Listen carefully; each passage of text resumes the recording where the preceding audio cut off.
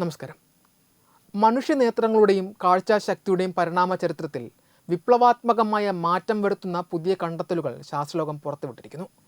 ഏകദേശം 60 കോടി വർഷങ്ങൾക്ക് മുൻപ് ഭൂമിയിൽ ജീവിച്ചിരുന്ന ഒറ്റക്കണ്ണുള്ള ഒരു ജീവിയാണ് ഇന്നത്തെ മനുഷ്യരടക്കമുള്ള നട്ടലുള്ള ജീവികളുടെ കാഴ്ചാശക്തിയെ രൂപപ്പെടുത്തിയതെന്നാണ് ഗവേഷകർ കണ്ടെത്തിയിരിക്കുന്നത്.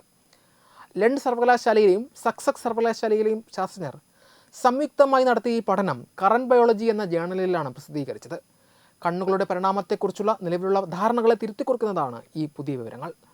നട്ടലുള്ള ജീവികളെല്ലാം പരിണമിച്ചുണ്ടായത് തലയുടെ മധ്യഭാഗത്ത് ഒറ്റക്കണ്ണുള്ള ഒരു പുരാതന ജീവിയിൽ നിന്നാണെന്ന് പഠനം വ്യക്തമാക്കുന്നു. പ്രകാശത്തെ തിരിച്ചറിയുവാൻ മാത്രമായിരുന്ന ഈ അവയവം കാലക്രമേണ വിഭജിക്കപ്പെടുകയും തലയുടെ ഇരുവശങ്ങളിലുമായി 2 കണ്ണുകളായി മാറുകയും ചെയ്തു എന്നാണ് ഗവേഷകർ പറയുന്നത്. ഈ പരിണാമ പ്രക്രിയയാണ് മനുഷ്യ നേത്രങ്ങളെ മറ്റ് ജീവിവർഗങ്ങളിൽ നിന്ന്, പ്രത്യേകിച്ച് കീടങ്ങളിൽ നിന്നും സ്ക്വിഡുകളിൽ നിന്നും വ്യത്യസ്തമാക്കുന്നത്.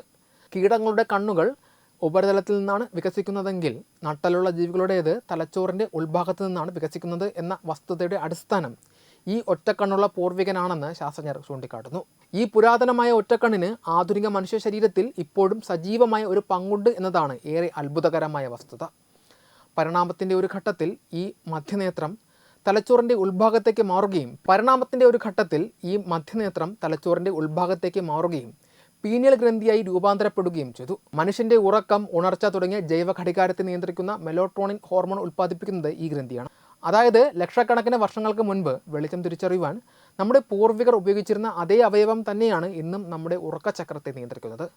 ചിലയിനം പല്ലികളിലും മത്സ്യങ്ങളിലും ഇപ്പോഴും തലയുടെ മധ്യഭാഗത്തായി ഇത്തരമൊരു 3-ാം കണ്ണ് ദൃശ്യമാണെന്നത് ഈ കണ്ടെത്തലിന് കൂടുതൽ തെളിവ് നൽകുന്നു.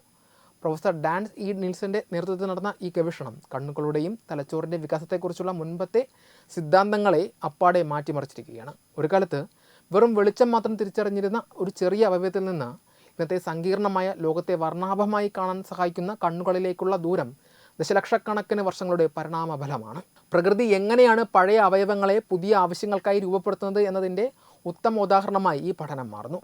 നമ്മുടെ കാഴ്ചയുടെ വേരുകൾ ഇത്രയധികം ആഴമുള്ളതാണെന്ന തിരിച്ചറിവ് മനുഷ്യ ശരീരത്തിൻ്റെ അത്ഭുതകരമായ രൂപീകരണത്തെക്കുറിച്ചുള്ള പുതിയ കാഴ്ചപ്പാടുകൾ നൽകുന്നു.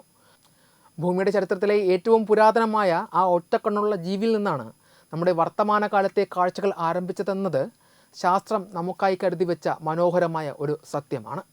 വെബ് ഡെസ്ക് തത്വമൈ TV.